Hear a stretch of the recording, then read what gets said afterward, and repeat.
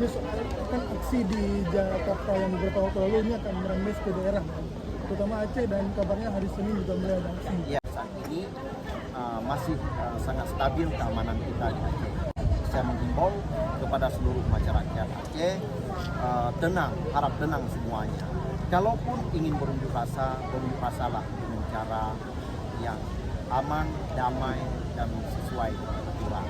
Kita ketahui, kita salah satu provinsi yang bersyariah, kita yang punya kekhususan tentang ajaran Islam, kita adalah beda dengan daerah lain.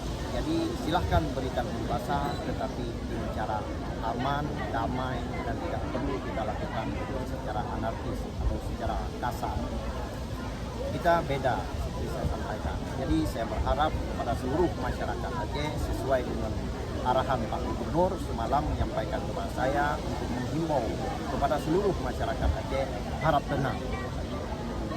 tenang semuanya, insya Allah kita bisa melewati.